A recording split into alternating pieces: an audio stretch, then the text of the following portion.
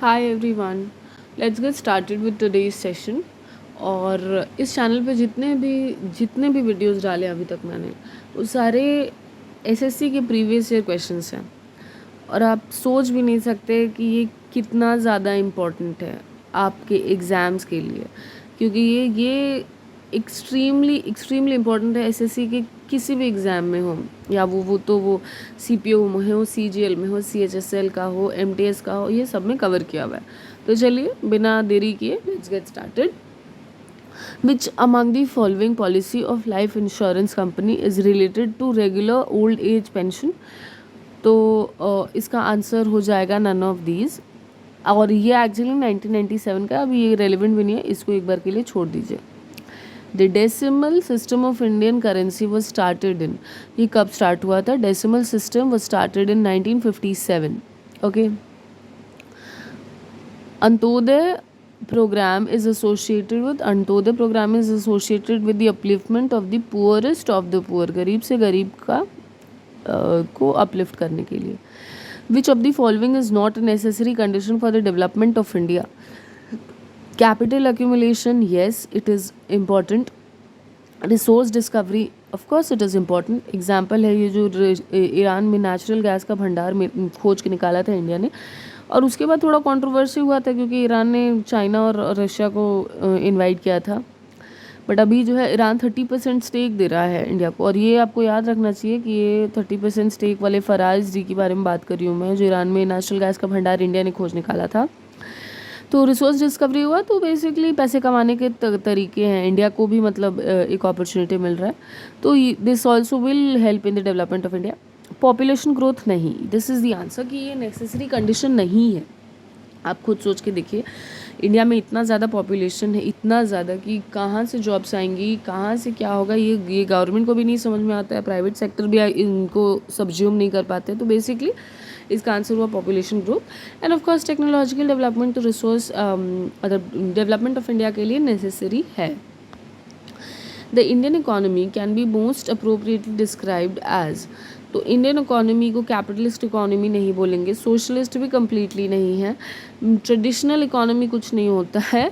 Definition देखिए capitalist और socialist में यही है कि कैपिटलिस्ट मतलब पूंजीवादी इकोनॉमी, मतलब कि सिर्फ अगर टाटा, अंबानी, अडानी ये लोग के हिसाब से अगर इकोनॉमी चले तो उसको कैपिटलिस्ट बोलेंगे। मतलब कि बहुत जिनके पास पैसा है वही इकोनॉमी को पूरे अपने तरीके से रन कर रहा है। सोशलिस्ट क्या है कि सिर्फ लोगों के वेलफेयर के लिए, तो ऐसा नहीं है ना।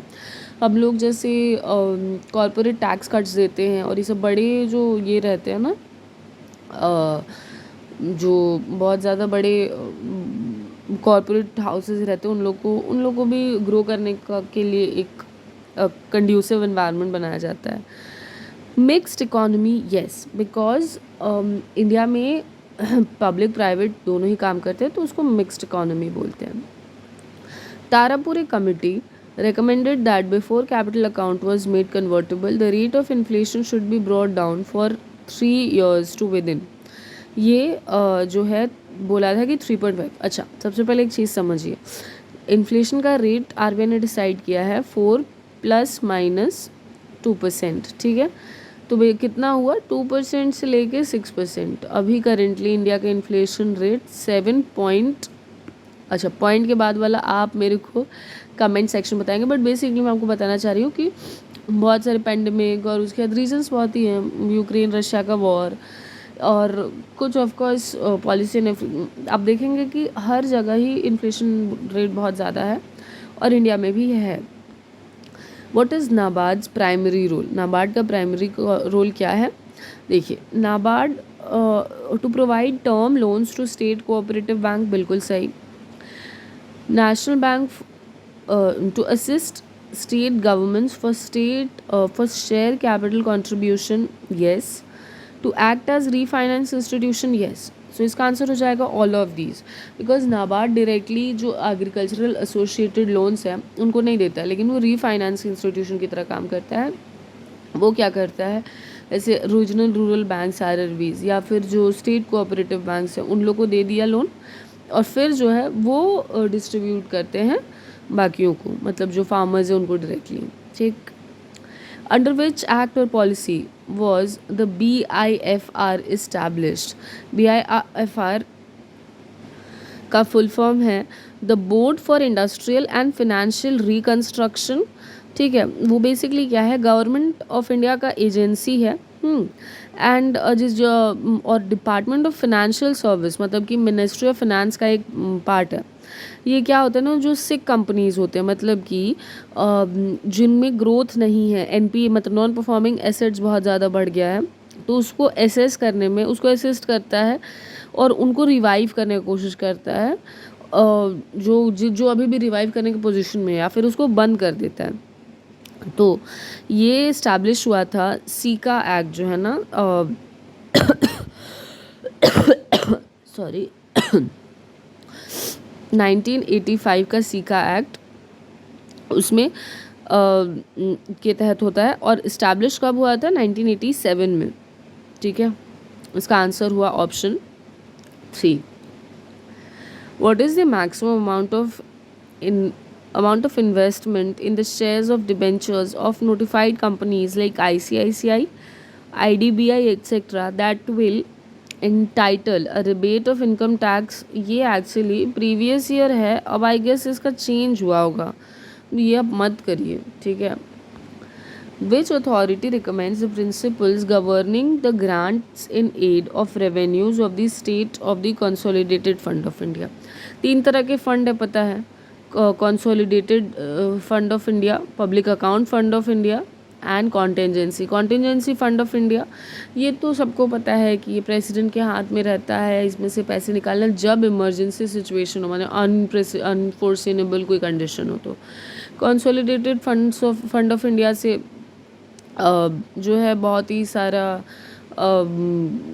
ये लिया जाता है, जैसे पेंशन हो गया, मिनिस्टर्स का हुआ, या फिर आपका जजेस का हुआ, या फिर कोई भी पोस्ट का हुआ जिसका जो पेंशन जहाँ दिया जाता है, तो वो सेंट्रल लेवल की मैं बात कर रही हूँ।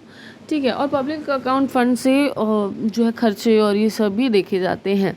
सो बेसिकली इसका आंसर क्या है कि अथॉरिटी कौन है जो रिकमेंड करता है कि ग्रांट इन एड जो स्टेट्स को दिया जाए कंसोलिडेटेड फंड ऑफ इंडिया से। तो एक चीज़ याद रखिएगा कि फिनेंस कमीशन जो है ना, वो 275 आर्टिकल के तहत, आर्टिकल 275 के तहत ये बताता है कि स्टेट गवर्नमेंट को कितना पैसा जाएगा आउट ऑफ दी सेंट्रल, क्योंकि और जीएसटी के बाद ये और इम्पॉर्टेंट हो गया है, क्योंकि जीएसटी आने की वजह से स्टेट अपना रेवेन्यू जो है उनका बहुत कम हो गया। तो ये जो है फिनेंस कमीशन का काम है कि वो देखे कि कितना एड जाएगा। तो बेसिकली इसका आंसर हो जाएगा, और टैक्सेस में डिवोल्यूशन कितना आ जाएगा ये फिनेंस कमीशन ही देखती है। ठीक, RBI does not transact the business of which of the following state government? तो देखिए ये जो है ना, पहले था इसका अलग से संविधान और सब कुछ, लेकिन अब तो हट चुका है, तो ये भी एक क्वेश्चन है। विच ये ऐसे भी आ सकता है कि पहले मतलब RBI does not use to transact the business of which of the following, तब JNK गवर्नमेंट हो जाता। Which amongst the following banks was recently converted to a universal bank? Universal bank को रिसेंटली, देखिए ये जब आया है तो तब का बात किया गया है, लेकिन इसका आंसर होगा IDBI। ठीक है, और क्योंकि ये जो है ना, मतलब क्या हुआ था कि IDBI इस्टेब्लिश कब हुआ था? 1964 में। ठीक है, 1964 में। अभी IDBI से करंट ये है कि गवर्नमेंट इसमें कुछ स्टेक्स बेच रही है। ठीक, अच्छा, तो इसका आंसर हो जाएगा IDBI, और ये फ़िलहाल के लिए इम्पोर्टेंट नहीं है। Which of the following PSUs has been privatised? इसमें से कौन सा PSU प्राइवेटाइज हुआ है ये आप हटाइए, लेकिन मैं आपको बता दूं कि अभी जो है LIC का प्राइवेटाइजेशन हुआ, काफ़ी हो हल्ला हुआ था। ठीक है, तो ये आपको आ सकता है। और क्या, और हाँ, अभी आप मेरे को कमेंट सेक्शन में बताइए कि एक कंपनी को महारत्न का टैग दे दिया गया है, ये कौन है? R से शुरू है। अब इसके आगे वाला थोड़ा खोजिए, आपको भी याद रहेगा। खोजिए, ये कुछ 3-4 दिन पहले का न्यूज़ है। तो आप एक बार देखिए, ये इंपॉर्टेंट करंट अफेयर है, मैं आपको करंट अपडेट्स भी देते जा रही हूँ. Which amidst the following banks was converted to universal bank recently? ये तो हम लोग किए ही. और अच्छा ये लेकिन इसका आंसर होगा ICICI बैंक. IDBI इसमें ऑप्शन में नहीं है. और ICICI बैंक जो है स्टैब्लिश किया गया था 1955 में. ठीक. Who has provided the savings bank facility to largest number of account holders in India? तो ये ना पोस्ट ऑफिस बैंक जो है ना, ये सेविंग बैंक का फैसिलिटी देता है बहुत सारे अकाउंट होल्डर्स को. ठीक. अगर आपने भी पैसे जमा कर रखे हैं पोस्ट ऑफिस में तो आपको पता होगा ये बात. The symbol of reserve bank of India. Symbol की जगह इंसिग्निया भी दे तो भी आंसर यही हो. इंसिग्निया. INSIGNIA. तो tiger under a palm tree यही है रिजर्व RBI का insignia. Correct. For whom was the first departmental life insurance started? ये VVI बोलूँगी मैं, क्योंकि ये बहुत ही रेयर क्वेश्चन है, ये आपको नहीं मिलेगा. ये बेसिकली ये पोस्टल डिपार्टमेंट के जो एम्प्लॉयज़ हैं ना, उनके लिए क्या हुआ, first departmental life insurance started, ये उनके लिए है. ठीक है. What is the animal on the insignia of RBI? ये क्वेश्चन घुमा फिरा के ऐसे बहुत बार पूछते हैं, and this is important. Okay. तो टाइगर है. टाइगर अंडर आप अगर RBI का लोगो देखिए एक बार गूगल में सर्च करके, तो आपको खुद ही दिखेगा और याद रहेगा. ठीक है. The main source of revenue for a state government in India is. तो ये जो है सेल्स टैक्स तो सब्ज्यूम हो गया, नहीं तो पहले जो है तो GST बेसिकली क्या हुआ कि सब्ज्यूम किया बहुत सारे टैक्सेस को. बट स्टिल करंट कुछ टैक्सेस हैं जो अभी भी स्टेट गवर्नमेंट लेती हैं, उसमें से एक है सेल्स टैक्स. तो ये जो है मेन सोर्स ऑफ रेवेन्यू है स्टेट गवर्नमेंट के लिए. और income tax, property tax state government लेती है, लेकिन इनकम टैक्स तो GST में ही आ गया है. एक्साइज ड्यूटी अभी भी लगता है, तो वो स्टेट गवर्नमेंट लेती है. तो इसका आंसर हुआ sales tax. To achieve high rate of growth of national output, the economy has to reduce the rate of growth population to increase high rates of national output. National output के लिए देखिए, ये growth है उससे related नहीं बोल रहा है. आउटपुट मतलब कि प्रोडक्शन में तो अगर पॉपुलेशन ग्रोथ कम हुआ तो वो कमी हो जाएगा, नहीं. बोरो फॉरेन कैपिटल बिल्कुल भी नहीं, क्योंकि वो आपका डेट बढ़ाएगा. सेटअप रेट ऑफ सेविंग्स नहीं, क्योंकि अगर सब कोई सेव करने लगेंगे तो फिर इकोनॉमी में पैसा कहाँ से आएगा. और इकोनॉमी का नेशनल मतलब जो नेशनल आउटपुट है, अगर कोई अब जैसे एग्जांपल लेते हैं कि अडानी के पास बहुत पैसा है, अडानी ने पैसा नहीं लगाया मार्केट में, ठीक है, सब सेव करके अपने बैंक अकाउंट में या XYZ ऐसे ये कर दिया. तो अगर इन्वेस्टमेंट नहीं आएगा तो आउटपुट में वो कैलकुलेट होगा नहीं, इसलिए ये भी नहीं होगा answer. Increase the rate of investment and reduce the capital output ratio. This is the answer of the question. Okay. The proceeds of income tax go to. Income tax जो है वो बेसिकली, अब ये तो देखिए 2003 का क्वेश्चन है, GST implemented हुआ है जब से. वो बेसिकली क्या होता है, मैंने बताया था ना कि फाइनेंस कमीशन ये डिवाइड कर देता है. और ये वही चीज़ है कि इनकम टैक्स तो फिलहाल सेंट्रल टैक्स है, GST ने सब्ज्यूम किया है, तो ये यहाँ सेंटर एंड स्टेट्स काट के यहाँ बस सेंटर कर लीजिए. इसका आंसर होगा the proceeds of income tax go to centre. National income refers to. National income क्या है, तो national income is like it refers to the money value of capital goods produced by a country during a year. Money value of goods and services produced by country during a year, नहीं. Value of stocks and shares, नहीं, बिल्कुल भी नहीं. Value of a consumer good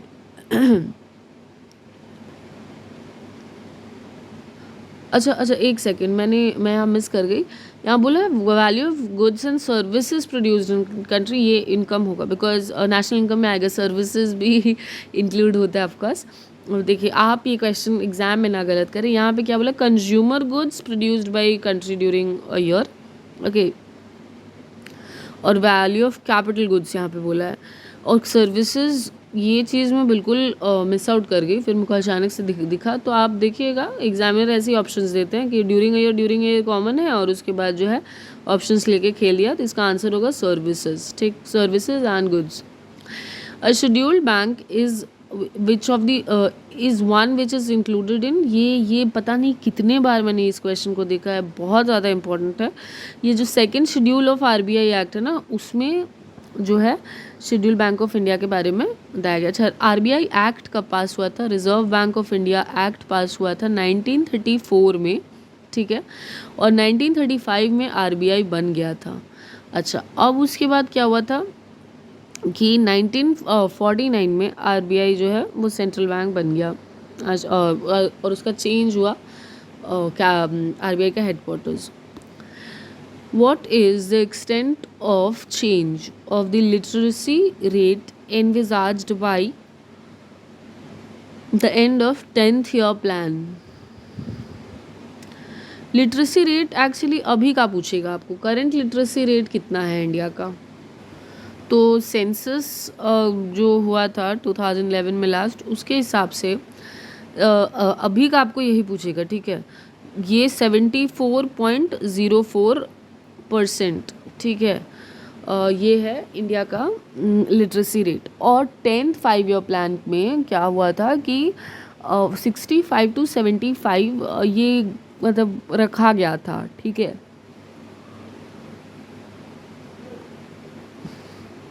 Which of the following Mahatma Gandhi series of currency note issued by RBI has ecology depicted on it? इसमें पर्यावरण कहाँ mention किया हुआ है?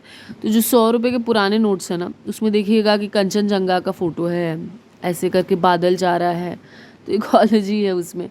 वो बेसिकली आंसर हो जाएगा 100 रुपये, ₹100। ये नए वाले पर्पल नोट्स का बात नहीं कर रही हूँ, ग्रीन वाला जो पुराना नोट है उसका बात कर रही हूँ, ठीक। Which has been the order of India's imports during the last 3 years? ठीक है। अच्छा, सबसे ज़्यादा ये मैं बता दूँ कि करेंट डेटा अपडेट कर दे रही हूँ। देखिए ये क्वेश्चंस ना आएंगे, डेटा ये 2003 वाला तो आएगा नहीं, लेकिन मैं आपको जो यहाँ पे इंफॉर्मेशन दे रही हूँ वो सब करंट अपडेटेड है।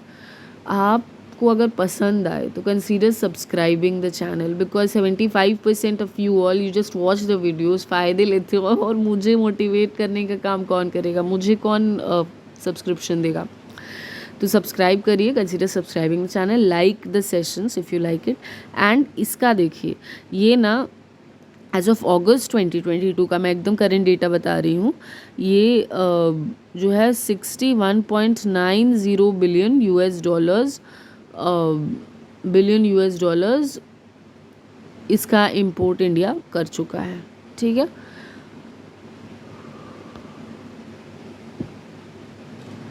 What is the purpose of India brand equity fund? India brand equity fund वो क्या है? बेसिकली एक ट्रस्ट है जो कि मिनिस्ट्री ऑफ कॉमर्स ने इस्टेब्लिश किया, किसके साथ मिलके? कॉन्फेडरेशन ऑफ इंडियन इंडस्ट्री के साथ, ठीक है। तो इनका बेसिकली प्राइमरी ऑब्जेक्टिव क्या है, मतलब इंडियन ब्रांड इक्विटी फाउंडेशन का, कि ये लोग प्रमोट करेंगे इंटरनेशनल अवेयरनेस को जो मेड इन इंडिया को अवेयरनेस मतलब के बारे में अवेयरनेस करेंगे, ठीक है, मेड इन इंडिया लेबल को। तो इसका आंसर क्या हो जाएगा? To make in India label of quality, ठीक है। विच ऑफ द फॉलोइंग, देखिए ये क्वेश्चन, अच्छा अब मेरे को एक बात बताइए, ये क्वेश्चन आप कब देख रहे हैं? SSC CGL 2003, ठीक। और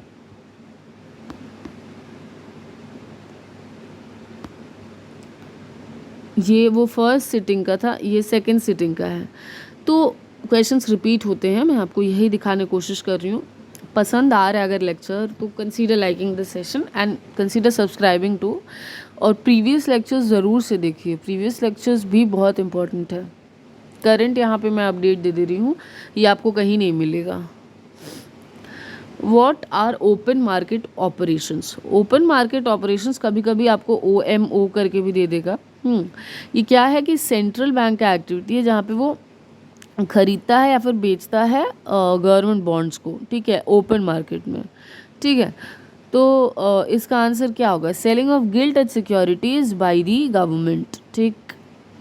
अच्छा, why did the government ban the import of terminator seeds? Terminator seeds का इम्पोर्ट क्यों बैन किया इंडिया ने? क्योंकि ये सीड जो है ना, ये जेनेटिकली इंजीनियर्ड प्रॉपर्टीज, हाँ, तो बेसिकली क्या है कि सीड्स तो जेनेटिकली इंजीनियर्ड रहते थे और वो फर्दर मल्टीप्लिकेशन में रोकते थे। मतलब क्या होता था कि अपने फार्मर्स को बेसिकली हेल्प करने के लिए किया गया कि क्या है कि क्रॉप बायोडाइवर्सिटी के चक्कर में, और ये सब मतलब ये जो किया गया ना, ये क्या होता है कि ग्रेजुअल जो ट्रेडिशनल वैरायटी ना है वो पूरा फेज आउट हो जाता है जो इंडिया के फार्मर्स ग्रो करते हैं। इस वजह से टर्मिनेटर सीड को भारत सरकार ने उस टाइम हटा दिया था। How does the consumer benefit with VAT? Value added tax से कंज्यूमर को क्या बेनिफिट होता है? It removes tax on tax, cascading effect भी बोलते हैं इसको, cascading effect, and thus reduces price rise. ये जो इन्फ्लेशन होता था ना कि हर जगह पे जो है टैक्स लगा दिया जाता था और उसके बाद जो है बहुत ज़्यादा पैसा कंज्यूमर के लिए हो जाता है, इन्फ्लेशन भी बढ़ता था। तो it basically removes the tax on tax, ठीक है, मॉडर्नाइज करेगा ये टैक्स सिस्टम को। ओके, चलो। In estimating the budget deficit the official approach in India is to exclude, it is, देखिए क्या है बजट डेफिसिट, ये पहले समझते हैं हम लोग। तो बजट डेफिसिट क्या होता है कि जब गवर्नमेंट का एक्सपेंडिचर मतलब खर्चा बढ़ जाता है उसके रेवेन्यू से, मतलब इनकम से, तो हम लोग बोलते हैं उसको बजट डेफिसिट। तो होगा कभी जब गवर्नमेंट जो है, गवर्नमेंट रिसीव, जैसे कि इनकम जो आ रहा है उसको, ठीक है, उससे ज़्यादा उसका खर्चा हो गया, तो उसको बोलेंगे हम लोग, मतलब तब बेचारा गवर्नमेंट का डेफिसिट हो जाएगा। और अभी भी जो है डेफिसिट में है, तो क्या होता है कि बजटरी डिफरेंस जो है रेवेन्यू और कैपिटल दोनों अकाउंट पे होता है, ठीक है, जब ठीक है। दिस, और ये जो डिफरेंस है ना, this difference is met by the net additional of the treasury bills issued by the RBI and drawing down of cash, ठीक है। So drawing down of cash balances is excluded. तो इसका answer क्या होगा कि ये है, मतलब इसका आंसर, क्योंकि RBI क्या करता है, कैश बैलेंसेस के थ्रू इसको मैनेज करता है। The best way a bank can avoid loss is to, bank avoid कैसे कर सकता है एक लॉस को? अच्छा, मतलब ये basically NPA, non performing assets के बढ़ते हुए संख्या को देखते हुए ये जो क्या होता है, एग्जाम्पल देते हैं हम, विजय माल्या, नीरव मोदी, ये लोग तो भगोड़े भाग गए, ऐसे बहुत लोग करते हैं। तो अगर बैंक लोन दे रहा है और अगर एक कोलैटरल, जानते हैं ना कि अगर मैं लोन लेने जाती हूँ तो मेरे को दिखाना पड़ेगा कि मेरे पास ये प्रॉपर्टी है, या फिर मैं इसके अगेंस्ट में, आपको ऐसे नहीं लोन मिला, वो कुछ दिखाना पड़ेगा कि ये चीज़ मेरा चीज़ है। अगर मैं नहीं दे पाया लोन तो आप इसको बेच दीजिएगा, आप सीज़ कर लीजिएगा, वो आपका हुआ, ये प्रॉपर्टी मैं लूज़ करती हूँ। ऐसे ही तो कोई लोन नहीं दे देगा, उसी को कोलैटरल बोलते हैं। अब एक चीज़ समझिए कि वो बैंक अवॉइड कैसे कर सकता है इसको। वो अगर जो है एक साउंड कोलैटरल रखे तो डेफिनेटली ये रिस्क अवॉइड किया जा सकता है। हालांकि पूरा लोन अमाउंट के हिसाब से तो नहीं ही रहता है, बट स्टिल थोड़ा बहुत जो भी हेल्प हो। Which amongst the following rural banks has been named after a river? ये देखिए, ये वर्धा का नाम सुना है ना, वर्धा रिवर का। वर्धा रिवर जो है ना, ये विदर्भ रीजन जो है उसका बहुत ज़्यादा एक इम्पॉर्टेंट रीजन है, और कर्नाटका में जो है ना ये वर्धा रिवर फ्लो करती है। तो वर्धा ग्रामीण bank. Which of the following is an open market operation of RBI? Open market operation इसमें से क्या है? अभी बताया था ना, गवर्नमेंट का सिक्योरिटीज़ जो ये करता है, खरीदता है, बेचता है RBI, उसी को बोलते हैं। तो ट्रेडिंग ऑफ सिक्योरिटीज़ आंसर होगा। ड्यूरिंग विच 5 ईयर प्लान्स बहुत इंपॉर्टेंट है, बहुत ज़्यादा। अच्छा, प्लानिंग कमीशन इम्प्लीमेंट कर रहा था 5 ईयर प्लान को। ये बताइए कि प्लानिंग कमीशन को किसने रिप्लेस किया? तो ये नीति आयोग ने रिप्लेस किया। तो क्वेश्चन पे आते हैं, during which 5 year plan did India lay down the objective of the need to ensure environmental sustainability of development strategy. तो ये जब 9th 5 ईयर प्लान था ना, उसमें ये चीज़ किया गया था। 9th 5 year plan basically economic growth और क्वालिटी ऑफ लाइफ पे फोकस किया गया, मतलब कि सिर्फ और सिर्फ इकोनॉमिक ग्रोथ पे नहीं। और उस क्योंकि क्वालिटी ऑफ लाइफ मतलब मास का कब होगा? जब उसको सही सांस लेने का एयर मिलेगा और पानी स्वच्छ मिलेगा। सस्टेनेबिलिटी से ये सब अचीव होगा, इन्वायरमेंट अगर सही रहे तो, ठीक है। और ये किसके थ्रू होगा? पीपल के पार्टिसिपेशन के थ्रू।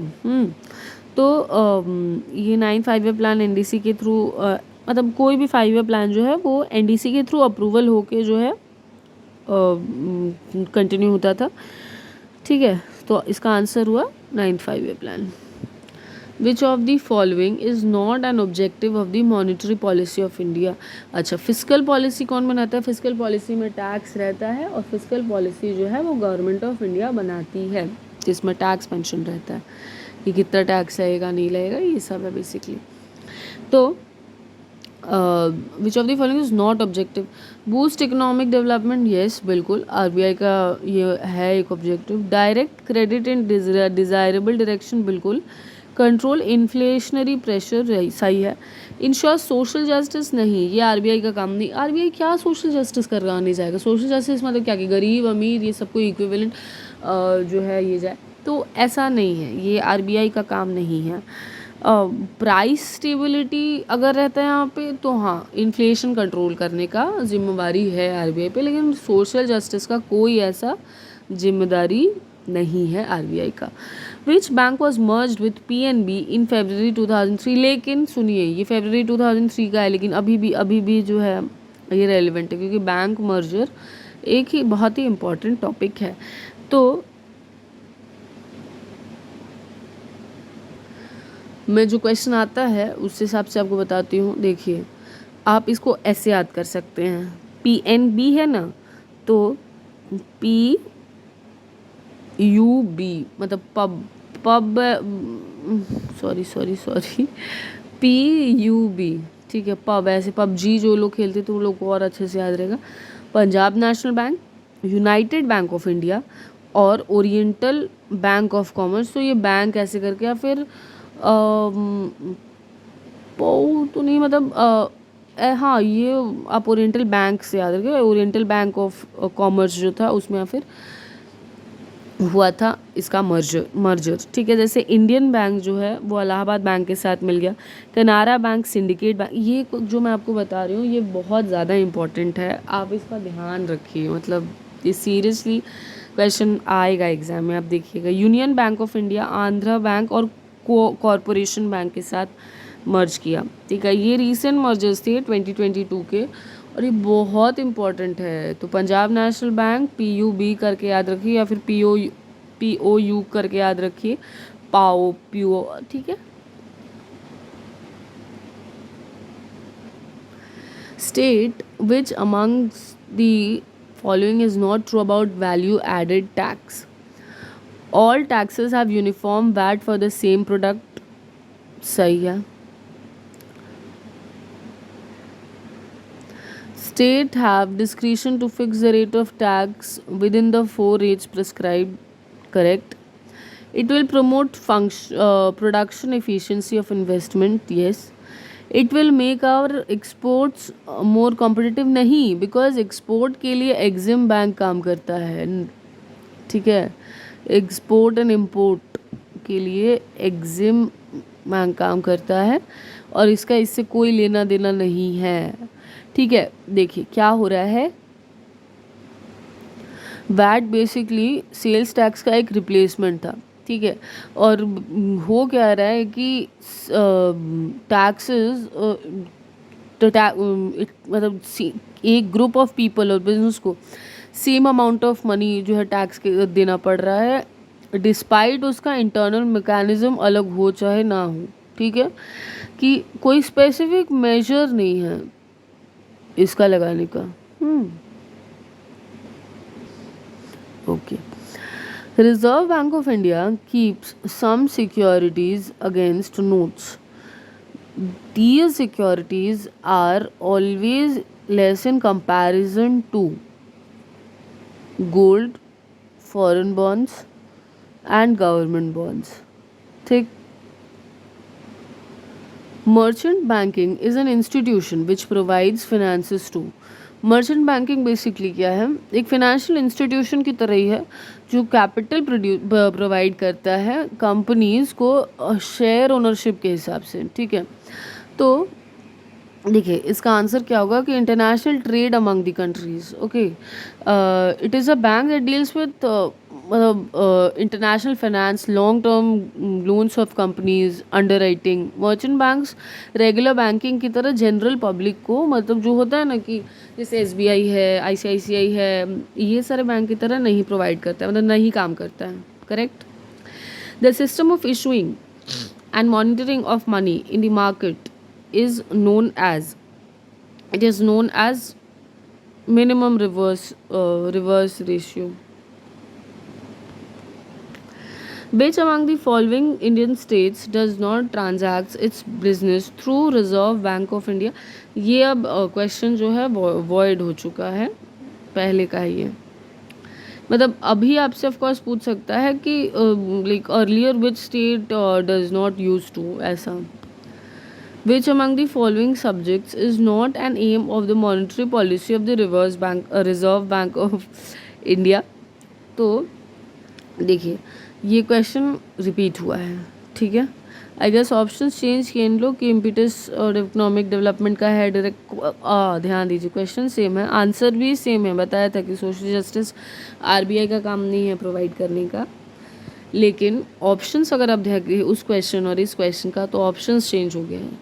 ठीक है, तो ऑप्शंस जो है ये ध्यान रखना पड़ेगा. The government of India made it obligatory on the part of all commercial banks that they should give some cash amount while purchasing government bonds. What would you call this? इसको क्या बोलते हैं बेसिकली? इसको बोलते हैं कुछ नहीं, इसको बोलते हैं SLR, स्टैट्यूटरी लिक्विड रेशियो. के मतलब कमर्शियल बैंक को कुछ पैसा जो है कैश के हिसाब से रखना पड़ेगा अपने पास. CRR SLR का कॉन्सेप्ट ये है. CRR बैंक जो कमर्शियल बैंक से रहते हैं वो RBI के पास कुछ अमाउंट ऑफ पैसे रखते हैं, और SLR में क्या होता है कि लिक्विड जो है वो लिक्विड कुछ लिक्विडिटी अपने पास बैंक रखता है. ठीक. The receipts on which of the following taxes, duties are not shared with the states? States के साथ शेयर नहीं किया जाता है. ये क्या होता है एक्चुअली कि एग्रीकल्चर के पास जो टैक्स आता है ना, ये एग्रीकल्चरल टैक्स ये स्टेट गवर्नमेंट ही उठाती है. तो यहाँ पे आंसर तो हो जाएगा ये, क्योंकि वो टैक्स जब स्टेट गवर्नमेंट का है तो स्टेट से शेयर क्या करेंगे. ऐसा कोई टैक्स नहीं कि स्टेट कलेक्ट करती है सेंटर को देती है, क्योंकि सेंटर बहुत ज़्यादा टैक्सेस कलेक्ट करता है. और अब GST के आने के बाद तो गजब हो गया है. ठीक है. कॉरपोरेशन टैक्स जो है वो यूनियन गवर्नमेंट का सिर्फ और सिर्फ टैक्स है, वो स्टेट के साथ किसी से शेयर नहीं करता है. Surcharge income tax, capital gain tax, ये सब भी सेंट्रल टैक्स है. The national income of a country is, national income एक कंट्री का क्या है? Total productive income. ठीक है, टोटल प्रोडक्टिव इनकम जिसमें गुड्स और सर्विसेज एक इकोनॉमी में एक पीरियड ऑफ टाइम में कितना प्रोड्यूस हुआ वो देखा जा रहा है. Under the minimum reserve system, the RBI of India, as the sole authority of note issue, is required to maintain an asset net worth not less than, कितना उसको मतलब रखना है पैसा बेसिकली बोल रहा है. तो 200 करोड़ जो है मिनिमम रखना है, मैक्सिमम का कोई लिमिट नहीं है. Under which of the following taxes collected by the union is not mandated to be assigned to the states?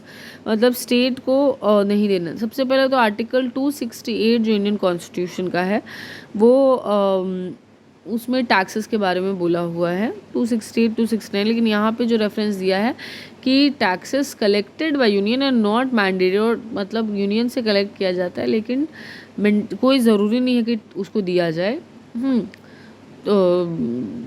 States को. तो इसका आंसर जो हो जाएगा, उसका आंसर हो जाएगा सर्विस टैक्स. लेकिन अब जो है ना वो GST सब्ज्यूम कर गया है. ओके, विद दिस क्वेश्चन हम लोग 50वें क्वेश्चन पे चले गए. One of the objectives of industrial licensing policy in India was to ensure कि एक industrial development across the regions में ये बैलेंस तरीके से हो.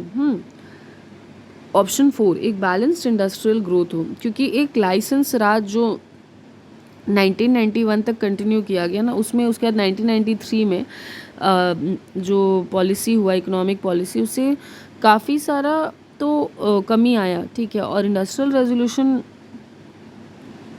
जो था ना 1956 का, वो रीजनल डिस्प्यूट हटाने के लिए था. तो इसके पहले भी किया गया था कोशिश, लेकिन लाइसेंसिंग पॉलिसी जो है बहुत ज़्यादा डिस्पैरिटी क्रिएट कर रहा था. ठीक. Currency of ₹2 denomination and above are the liabilities of. अगर आरबीआई का सेक्शन 22 को रेफ़र करे तो वो बोला है कि सारा नोट जो है आरबीआई पब्लिश करेगा एक्सेप्ट फॉर जो है और किसके थ्रू करेगा ये ना, मतलब इसका प्रोपोर्शनल रिजर्व सिस्टम के हिसाब से करेगा. ठीक. ऑप्शन 2. और ₹1 जो है ये इस पे सिग्नेचर किसका रहता है? Finance secretary. अच्छा. हाँ. और कॉइन हम लोग देखते हैं ना, ये जो है ना, ये आरबीआई का सेक्शन 38 में बोला हुआ है कि ये जो है पब्लिक में सर्कुलेट किया जाएगा आरबीआई के through. The type of note issue system followed in India is. कौन सा नोट इशू इंडिया में फॉलो किया जाता है? तो अभी मैंने एक चीज़ मतलब बोला था थोड़ी देर पहले, अगर आप सुन रहे हैं तो, मिनिमम रिजर्व सिस्टम. उसमें क्या होता है कि एक मिनिमम अमाउंट आरबीआई रखता है और उसके बाद ही सर्कुलेशन ऑफ नोट्स निकालता है. Inflation is caused by. Inflation मतलब मुद्रास्फीति. ये कब का कॉज होगा? तो देखिए, एक होता है कॉस्ट पुश इन्फ्लेशन, एक होता है डिमांड पुल इन्फ्लेशन. दाम बढ़ रहा है, दाम बढ़ रहा है, दाम बढ़ रहा है, हमको नेसेसिटी, हमको लेना पड़ेगा तो हम खरीद रहे हैं, वो हो जाएगा cost push inflation. Demand create किया जाता है कई बार मार्केट में, जैसे कि विटामिन सी का टैबलेट्स जो कोरोना के टाइम में ऐसा मार्केटिंग किया गया, अरे इम्यूनिटी बढ़ जाएगा, ऐसा वैसा हो जाएगा, बहुत ज़्यादा डिमांड बढ़ गया. डिमांड बढ़ गया, सप्लाई कम था, तो क्या हुआ कि इन्फ्लेशन भी बढ़ गया. तो बेसिकली जो है, अगर आपके पास पैसे हैं तभी तो आप कुछ भी खरीद सकते हैं दाम बढ़े हुए दाम का भी. तो इसका आंसर हो जाएगा इंक्रीज इन मनी सप्लाई. अरे सप्लाई ऑफ गुड्स अगर ज़्यादा रहा, कोई सामान बहुत ज़्यादा है तो उसका दाम थोड़ी बढ़ेगा. सप्लाई ज़्यादा रहेगा सामान का. अगर 10 सामान है और ख़रीदने वाला एक ही है तो ये देखेगा ना कि यहाँ तो और कोई ख़रीदने वाला नहीं है, तो दुकानदार से बार्गेनिंग करके बोलेगा तो दो, तुम्हारा तो बिकेगा नहीं, दुकान में ही रह जाएगा. ठीक. A firm sells new shares worth 1,000 directly to individuals. This transaction will cause, it will ये मतलब क्या करेगा? will cause gross national product to rise by 1,000, gross domestic produce to rise by 1,000, in national income to rise by 1,000, या फिर no impact on gross national product. ये actually कोई impact नहीं डालेगा ग्रॉस नेशनल प्रोडक्ट में, क्योंकि क्या reason है कि एक ईयर को कंसीडर किया जाता है. ठीक है. जीडीपी जो है वो बेस्ड ऑन जोग्राफिकल लोकेशन के ऊपर होता है, लेकिन जीएनपी जो है प्रोडक्शन बेस्ड ऑन ओनरशिप पे होता है. तो जीएनपी पे कोई डायरेक्ट रिलेशन नहीं होगा. What is the revised upper limit for foreign direct investment in the telecom service companies. अच्छा, अब मैं आपको जो बार बार बोल रही हूँ कि मेरा ये इम्पॉर्टेंट है बहुत, एक बार कर लीजिएगा, पढ़ लीजिएगा, क्योंकि मैं करंट अपडेट्स दे रही हूँ.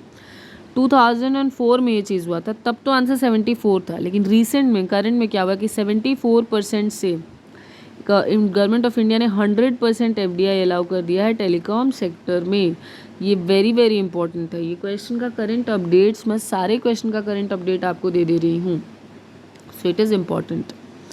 Which from the following is not true when the interest rate in the economy goes up? जब interest rate ऊपर चला जाए तो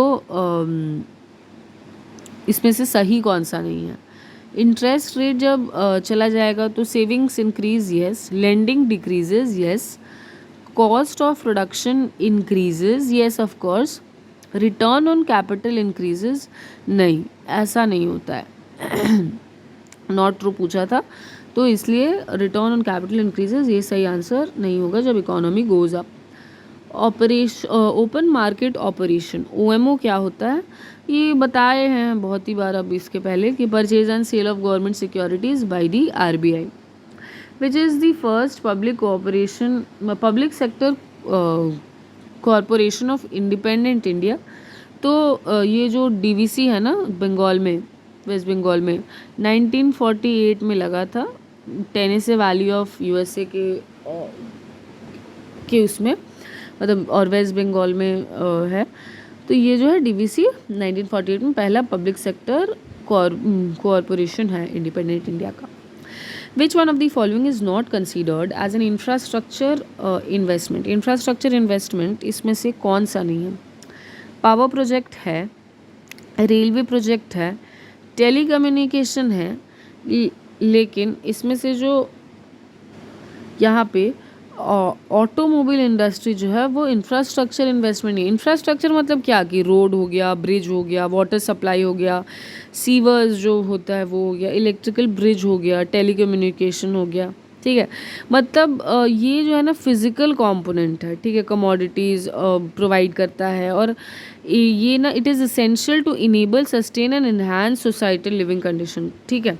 लेकिन ऑटोमोबाइल इंडस्ट्री जो कि गाड़ियाँ वाड़ियाँ ट्रक वक बनाती है वो जो है इसमें नहीं कंसीडर किया जाता है। विच one of the following currencies has the highest value?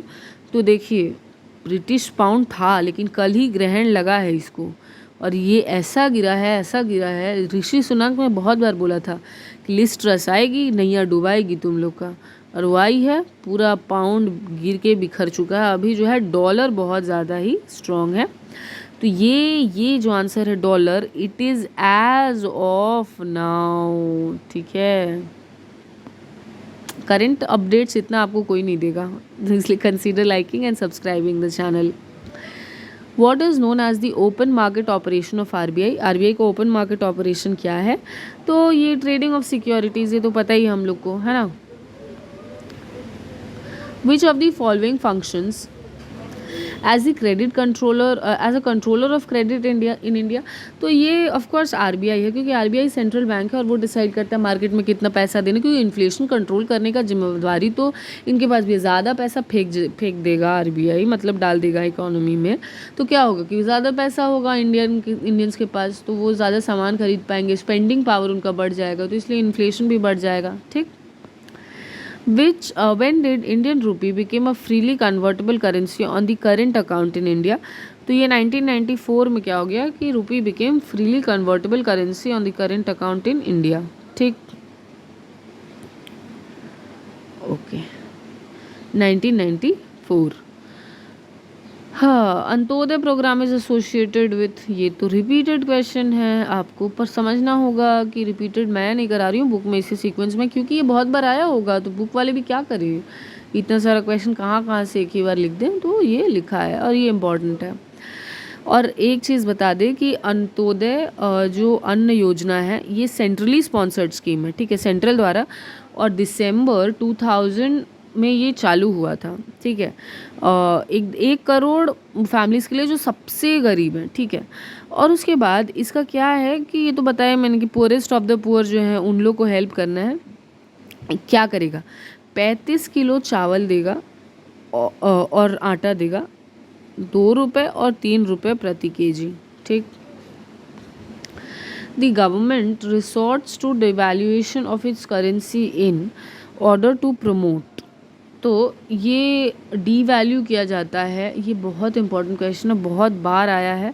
Devaluation, अपना ही करेंसी का वैल्यू क्यों गिराएगा, कोई लाभ ही होगा तभी ना, तो एक्सपोर्ट्स बढ़ाने के लिए, दूसरे कंट्री में उसको भेजने के लिए अपना जो है डीवैल्यूएशन करता है, मतलब गिरा देता है करेंसी के वैल्यू को। The basic regulatory authority for mutual funds and stocks market lies with the, ये सेबी के पास रहता है, securities Exchange Board of India के पास। म्यूचुअल फंड और स्टॉक, जैसे कि एग्जिम बताया था इसी लेक्चर में, वो import and export and import bank of India. SEBI में क्या है, सेबी बेसिकली क्या है कि जो है ध्यान देता है कि यहाँ पे ट्रस्टीज़ और मतलब बेसिकली ब्रोकर्स और इन सब के ऊपर कि कोई इनसाइडर ट्रेडिंग ना करे, कुछ ना करे। हालांकि हो जाता है ये सब, बट स्टिल रेगुलेटरी यही है म्यूचुअल फंड और स्टॉक्स का। The employment guarantee scheme, which is now an important component of NCMP, was first introduced in which state? तो एम्प्लॉयमेंट गारंटी स्कीम जो है national rural employment guarantee act के उस के अंदर मतलब अंतर्गत आता है। और महाराष्ट्र जो था, महाराष्ट्र पहला स्टेट इंडिया का बना था जो इंट्रोड्यूस किया था इसको। ठीक है, चलिए। Identify the Navratna company in the following. अच्छा, यहाँ देखिए, अब जो ना करंट के हिसाब से, मैं करंट डेटा आपको बहुत ज़्यादा दे रही हूँ, इसलिए मैं बता रही हूँ कि यहाँ पे कोई भी नहीं होगा। HPCL जो है ना, अब वो महारत्ना है, महारत्ना स्टेटस जो है एंजॉय करता है। और पिछले क्वेश्चन में एक मैंने पूछा था कि अभी करंट में बताइए कि रिसेंटली टैग मिला है, वो REC को मिला है, REC को महारत्ना स्टेटस मिला है। ये VVI मैं बोलूँगी इसको एग्ज़ाम के लिए, ठीक है। और REC का फुल फॉर्म क्या है, रूरल इलेक्ट्रिफिकेशन कॉरपोरेशन लिमिटेड। पहले नवरत्ना था, अब जो मिनिस्ट्री ऑफ पावर के अंडर में काम करते हैं। सही, चलिए। Which car has been the best seller in India in 2004 and 5? अभी तो ऑटोमोबाइल सेक्टर का बहुत ज़्यादा ख़राब हालत है, ठीक। अच्छा, अब एक चीज़ देखिए, आपको तो 2004-5 पूछेगा नहीं, रिसेंट में क्या है, मारुति सुजुकी स्विफ्ट जो है, Maruti Suzuki Swift is best seller रहा है आपके प्रीवियस ईयर में, ठीक। Which Indian company secured the highest export revenue from IT software and services during the past 2 years? तो ये करंट में भी TCS ही है, TCS ने हाईएस्ट एक्सपोर्ट किया है IT सर्विसेज को, ठीक। Okay. Match the Indian and foreign companies as joint ventures in the field of insurance company. तो आपने अगर मतलब सुना होगा ना, ऐड भी अगर आप एडवर्टीज़मेंट देखते होंगे तो आपको पता होगा कि हम लोग सुने ना, बजाज अलियांस ऐसे करके कंपनी का मतलब ये किए होंगे। तो C का तो 4 मतलब एकदम ये है। और उसके बाद AIG बोलता है लोग कि AIG Tata AIG insurance company, वो मोटर इंश्योरेंस देता है, कार इंश्योरेंस और ये सब। तो टाटा कहाँ है, हाँ टाटा इधर है, A का 1। अच्छा, तो देखिए, अगर आपको सिर्फ टाटा का ही पता है तो भी आप ऑप्शन की तरफ चले जाएंगे, मतलब करेक्ट आंसर आप मिल जाएगा, बट स्टिल हम लोग आगे और देखते हैं। अच्छा, उसके बाद ICICI प्रूडेंशियल लाइफ इंश्योरेंस, ये तो पता नहीं कितने बार सुना है। तो ICICI प्रूडेंशियल लाइफ इंश्योरेंस और HDFC स्टैंडर्ड लाइफ इंश्योरेंस, ठीक। Which of the following is apex bank for industrial loans? तो इंडस्ट्रियल लोन्स के लिए एपेक्स बैंक जो है, गलती से इसमें नाबार्ड मत मार्क कर दीजिएगा, क्योंकि NABARD is a refinancing institution, वो और वो भी एग्रीकल्चर का, ठीक है। इंडस्ट्रियल लोन के लिए IDBI है, IDBI 1964 में जो है बना था। इसके हेडक्वार्टर्स मुंबई में है, ठीक है। और इंडियन फाइनेंशियल सर्विस कंपनी है ये बेसिकली, और इंडस्ट्रियल लोन्स प्रोवाइड करती है। 1 जुलाई 1964 में बना था, और wholly owned subsidiary of RBI था। और उसके बाद जो है 16 फरवरी 1976 को क्या हुआ कि ownership of IDI was transferred from government of India and it was made the principal financial institution for coordinating the activities of institutions engaged in financing, promoting and developing industries in the country, ठीक है। चलिए, with what is the main function of CSO, central statistical organisation का main function क्या है? CSO जो है ना, वो 1951 में बना था, ठीक है। और समझ ही में आ रहा है मतलब स्टेटिस्टिक्स को ये करेगा, तो डिटर्मिनेशन ऑफ मनी सप्लाई नहीं, मनी सप्लाई तो RBI देखता है ना कि कितना पैसा क्योंकि छापता तो वही है ना, प्रिंट तो RBI करता है। Collection of estimates of national income, बिल्कुल सही, CSO ये करता है नेशनल इनकम जो है। और एक्चुअली अच्छा, ये तो हुआ, लेकिन अब मैं अभी के हिसाब से आपको बताती हूँ, इसमें से कोई भी ऑप्शन नहीं है, ठीक है? क्योंकि और देखिए एक चीज़ आपको दिखा दूँ मैं यहाँ पे कि प्राइस डिटर्मिनेशन ये का कोई रिलेशन नहीं है सेंट्रल स्टैटिस्टिकल ऑर्गेनाइजेशन और collection of employment regarding details भी नहीं। पहले के हिसाब से ये फिर भी होता ऑप्शन बी जो है, ठीक है, collection of estimates of national income. लेकिन अब नेशनल इनकम जो है ना, जो एनुअल नेशनल इनकम जो निकालता है वो एनएसओ निकालता है, नेशनल स्टेटिस्टिकल ऑफिस, जो कि ministry of statistics and programme implementation के अंडर में काम करता है, ठीक है। Planning and control are so relatable these are all the current datas which I'm providing you, and you will not find it and you will not find such kind of update anywhere. So stick to it and do check out the other videos that has been provided to you, and consider subscribing and liking. Okay, planning and control are so related that that both go simultaneously in cycle. Okay, planning and control दोनों simultaneously जाते हैं. What does national income mean? National income का मतलब क्या है? The total value of all goods and services produced in the country during a period of 1 year. ये तो बहुत बार definition repeat कर दिया ना, ठीक? Which one of the following taxes is levied by the union and appropriated and planned by the states? इसमें से कौन सा ऐसा टैक्स है? तो ये जो स्टैम्प ड्यूटी है ना, ये लिवाइड कर देता है यूनियन, लेकिन उसको प्लान करेगा और अप्रोप्रिएट करेगा state. Which of the following taxes is not shared between the union and states? तो अब ये ना जो कॉरपोरेशन टैक्स है, कॉरपोरेशन टैक्स ये यूनियन लेता है, लेकिन ये सिर्फ और सिर्फ यूनियन के पास रह जाता है, ये स्टेट्स के को नहीं डिवोल्यूशन किया जाता है. मैंने पहले भी मतलब जब डिस्क्राइब करे थे एक्सप्लेनेशन में बताया था. विच of the following is the most important domestic source of planned finance? Planned finance का सबसे ज़्यादा इम्पॉर्टेंट जो है डोमेस्टिक सोर्स क्या है? तो डोमेस्टिक प्राइवेट सेविंग्स. ये प्राइवेट सेविंग्स बहुत ज़्यादा इम्पॉर्टेंट रोल प्ले करती है. जो हाउस होल्ड सेक्टर है ना, जो मतलब हाउस होल्ड सेक्टर का सेविंग्स, फिर प्राइवेट कॉर्पोरेट सेक्टर का saving and public sector savings, तो उसमें ना आपको जान के आश्चर्य होगा कि हाउस होल्ड सेक्टर का जो सेविंग्स है वो सबसे ज़्यादा लार्जेस्ट पोर्शन रखता है ग्रॉस डोमेस्टिक सेविंग का. And house hold sector saving comprises savings in financial assets, मतलब एसेट में उन लोग ये करते हैं, और फिजिकल एसेट्स में भी, जैसे गोल्ड परचेज कर लिया, ठीक है. सो इसका आंसर हुआ C, the 3 option 3. Consider the following reasons of continuous decline in average land holding size in India. Land holding size एक है, ये लैंड है. ये ज्योग्राफी में जब मैं कवर कर रही थी तभी मैंने क्वेश्चन कवर किया था कि क्या रीज़न है. तो देखिए, लॉ ऑफ इनहेरिटेंस, बिल्कुल ये एक फादर ए है, उसके अगर 2 बच्चे हैं तो उसमें डिवाइड हो गया इसमें, चलो फिर भी मानते हैं कि अगर 2 में डिवाइड हुआ चलेगा, बट इन 2 बच्चों के भी 2 होंगे तो कितना एक फ्रैगमेंटेशन नहीं हो रहा है, 4 तो इनहेरिटेंस का लॉ है कि बाप से बच्चों को जाएगा, फिर उनके मम्मी पापा से उनको जाएगा, ऐसे करके तो लॉ ऑफ इनहेरिटेंस. कॉन्सोलिडेशन नहीं, कॉन्सोलिडेशन मतलब तो इकट्ठा एक्यूमुलेट करना ना, तो कॉन्सोलिडेशन तो हो नहीं रहा है, तो ये तो ऑप्शन नहीं होगा. फार्म मैकेनाइजेशन बिल्कुल भी नहीं. डिज़ायर ऑफ लैंड ओनरशिप, ज़मीन खरीद लिए, बहुत बड़े ज़मींदार हैं, ये सब जो सोशल टैग लगा के रखे हैं ना कि बहुत बड़ा आदमी है, ज़मीन है इतना उसके पास, तो उसके वजह से भी डिज़ायर भी है लैंड ओनरशिप का. तो ये सब रीजंस है कि कंटिन्यूस डिक्लाइन है एवरेज लैंड होल्डिंग साइज का, ऑप्शन ए और डी. कहीं भी कुछ डाउट हो आप मेरे से कमेंट सेक्शन में बिल्कुल डाउट पूछ सकते हैं. Which of the following sets belong to central tax? Central tax में इसमें से कौन सा है? तो अब देखिए कि यहाँ पे ना, यहाँ पे जीएसटी कर दीजिए, जीएसटी जो कि एक इनडायरेक्ट टैक्स है, ठीक है, मतलब ये करके जीएसटी हो गया, और कॉरपोरेशन टैक्स कर दीजिए, ठीक है, तो ऑप्शन ही हो जाएगी. ये जीएसटी से पहले का क्वेश्चन है, इस वजह से दिक्कत है, और कोई बात नहीं है.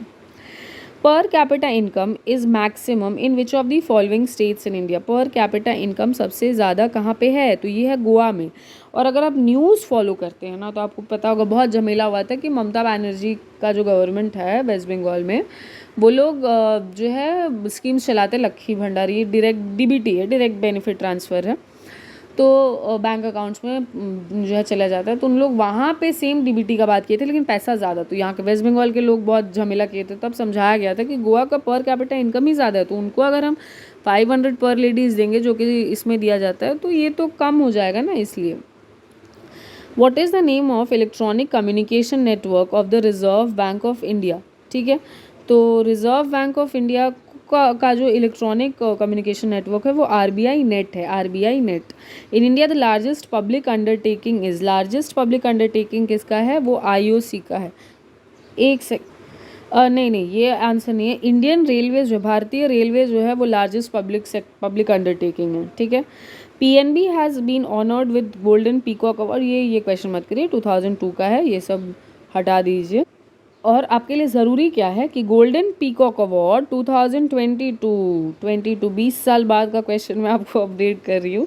22 किसको मिला था? वो मिला था एनटीपीसी कायम कुलम को मिला था। और ये ना जस्ट कुछ दिन पहले, ये एक महीने पहले की न्यूज़ है। आपको मैं बहुत करंट अपडेट दे रही हूँ, इसका कदर करिएगा, इसको देखिए, ये इम्पॉर्टेंट है, पूरे लेक्चर को देखिए, बहुत इम्पॉर्टेंट है आपके एसएससी एग्ज़ाम्स के लिए, ठीक। अच्छा, विच of the following is not in the infrastructure sector? इसके पहले हम लोग देखे थे कि ऑटोमोबाइल सेक्टर नहीं, लेकिन देखिए इसमें चालाकी से एसएससी ने ऑप्शन चेंज कर दिया। तो इस चीज़ को समझ लीजिए कि इंफ्रास्ट्रक्चर मतलब ये रोड, रेलवेज़, ये सब आता है, तो वहाँ पे ऑटोमोबाइल आ गया था। यहाँ पे क्या होगा? देखिए फूड प्रोडक्शन का भी इंफ्रास्ट्रक्चर में आएगा? बिल्कुल भी नहीं। पावर जनरेशन आया, कंस्ट्रक्शन ऑफ रोड आया, पोर्ट्स एंड एयरपोर्ट्स आया, ये ठीक है, लेकिन फूड प्रोडक्शन नहीं होगा, ठीक। इन the budget figures of the government of India fiscal deficit is, fiscal deficit क्या है? फिस्कल डेफिसिट बेसिकली जो मैंने पहले बताया है कि जो गवर्नमेंट का टोटल एक्सपेंडिचर गवर्नमेंट के रिसीट से ज़्यादा, मतलब खर्चा जो ज़्यादा बढ़ जाए, तब हम लोग का क्या होता है? फिस्कल डेफिसिट होता है, ठीक है। तो यहाँ पे ऑप्शन क्या होगा? देखिए, total expenditure minus total receipts, revenue expenditure minus revenue receipts, capital expenditure minus revenue receipts plus market borrowings, sum of the budget deficit and government market borrowings and liabilities.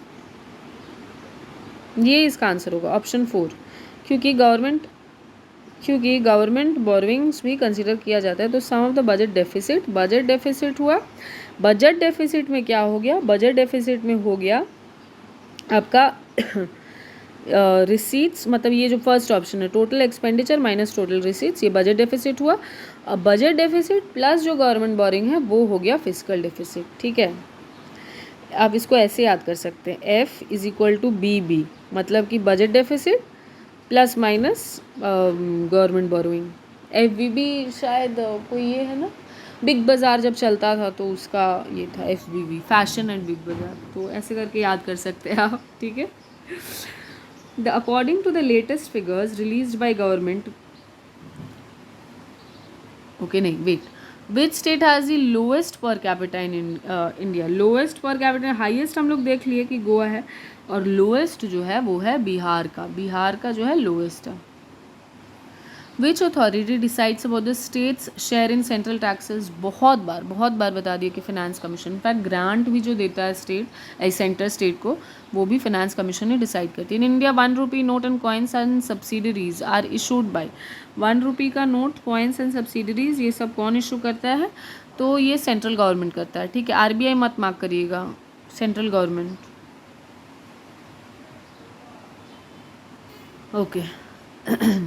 The 10th plan aims to reduce the poverty ratio by 2007 to 10th plan इसको 5% मतलब का target लेके चला था, तो 5% answer होगा। Total number of nationalised banks in India, अच्छा तो देखिए यहाँ पे things have changed. So as of now the date current सितंबर में अभी 12 बैंक्स हैं जो कि नेशनलाइज्ड बैंक में कंसिडर किए जाते हैं, ठीक है। जिसमें से कौन कौन सा है ये सुनिए। Punjab national bank, bank of Baroda, bank of India, central bank of India, Canara bank, union bank of India, Indian overseas bank, Punjab and Sindh bank, Indian bank, UCO bank, bank of Maharashtra, state bank of India. ये हुआ 12, ठीक है। इसका आंसर होगा 12। In which plan was self reliance first emphasised? पहले just emphasise का पूछा है, ठीक है। तो ये जो इन विच प्लान वो सेल्फ रिलायंस फर्स्ट एम्फसाइज्ड, तो इसमें होगा आंसर फिफ्थ प्लान, क्योंकि उसमें एक्शन लिया गया था पहली बार सेल्फ रिलायंस की तरफ बढ़ने को। और फिफ्थ प्लान का ये क्या है, 1974 से लेके 1979, ठीक है। Self reliance in agriculture production and defence, ठीक है। और मतलब इकोनॉमिक सेल्फ रिलायंस के लिए, और एलिमिनेट करने का कोशिश किया कि एक्सटर्नल जो भी फूड और फर्टिलाइजर इम्पोर्ट्स था उसको एलिमिनेट करने का कोशिश किया गया था। द फेमस स्लोगन गरीबी हटाओ, ये was launch during the which 5 year plan, ये पूछने की कोशिश कर रहा है। तो गरीबी हटाओ ये जो है ना फिफ्थ 5 ईयर प्लान में लॉन्च किया गया था, गरीबी हटाओ, ठीक। Which of the following has the sole right of issuing currency except 1 rupee coins and notes, तो ये जो है आरबीआई का सोल राइट है कॉइन्स और नोट, तो ये आरबीआई हो जाएगा ऑप्शन 4। आरबीआई जो 2 रुपये, 5 रुपये, 10 रुपये, 20, 50, 100 और 1000, 100, 500 और 2000 के जो नोट्स ये करता है, और कॉइन्स भी, लेकिन 1 रुपी का नोट और कॉइन नहीं, ठीक। इन the budget figures of the government of India the difference between expenditure and total receipts, उसको क्या बोलते हैं हम लोग, तो उसको बोलते हैं fiscal deficit.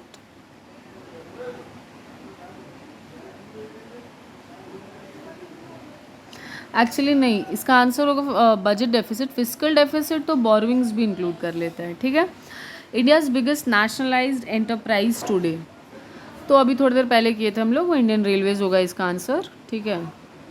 The official agency responsible for estimating national income is, तो नेशनल इनकम बताया मैंने एनएसओ करता है। एनएसओ यहाँ पे ऑप्शन में नहीं है, पहले सीएसओ करता था, इस वजह से ये दिया हुआ है, लेकिन अब इसको आप कर लीजिएगा NSO under ministry of statistics and programme implementation. Highest body which approves the 5 year plan in India is, अब तो 5 ईयर प्लान चलता नहीं है, लेकिन जब चलता था तो हाईएस्ट बॉडी था एनडीसी जो चलता था, ठीक। चलिए मार्क यहाँ क्या मार्क करें, मतलब बेसिकली एनडीसी, अब तो एनडीसी करता तो ऑप्शन 2 हो जाएगा। RBI does not transact the business of which state, ये क्वेश्चन अब बोगस है, पहले होता था, ये भी रिपीटेड है बहुत बार।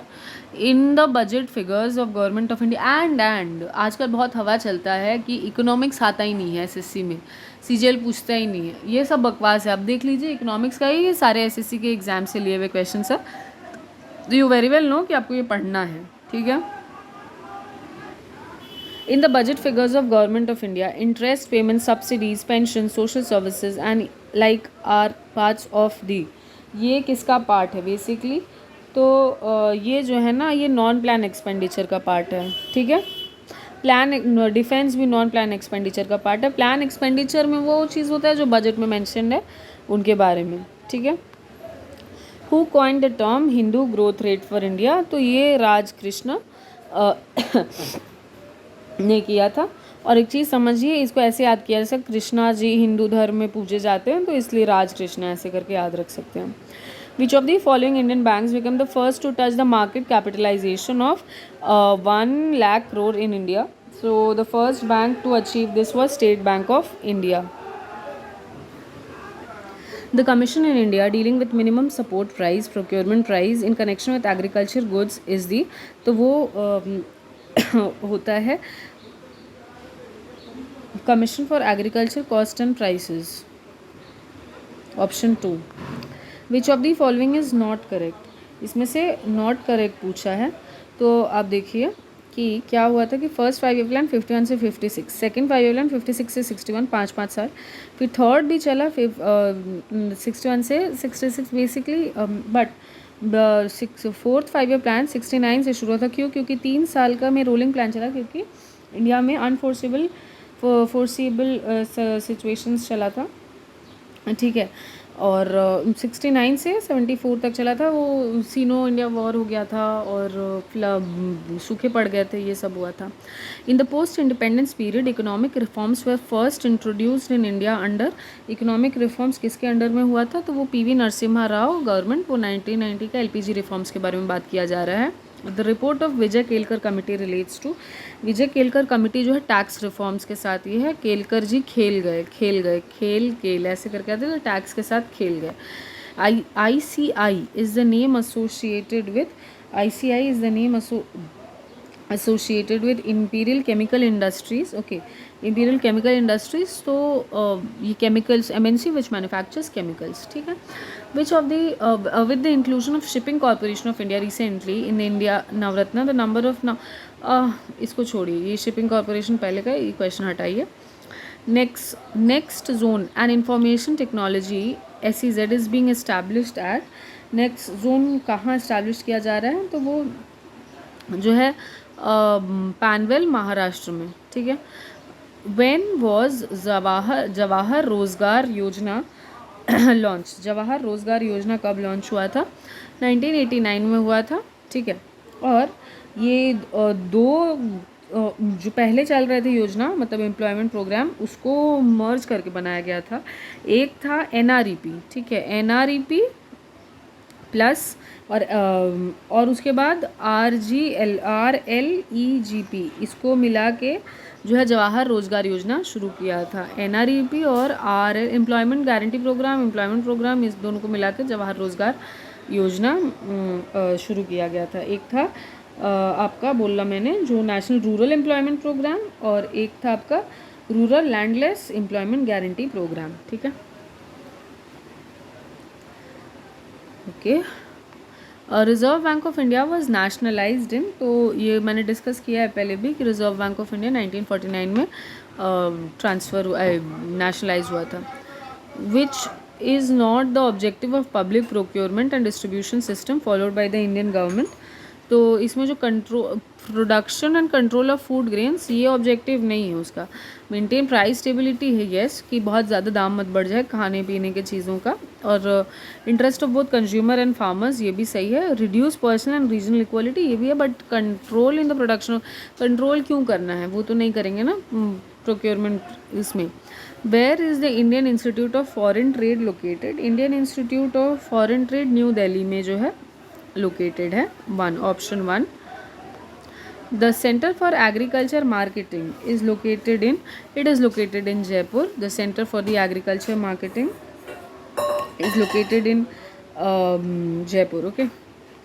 Per capita income is obtained by dividing national income by total population of the country. मतलब per capita मतलब क्या, हर इंसान का कैपिटा, तो क्या टोटल इनकम, जितना इनकम हुआ भाई जितने लोग रहते हैं उसको डिवाइड कर देंगे, तो ये तो बेसिक मैथ्स है कि जितना इनकम है वो जितने लोग से डिवाइड करेंगे तो उतना में आ जाएगा कि एक इंसान का इनकम कितना है।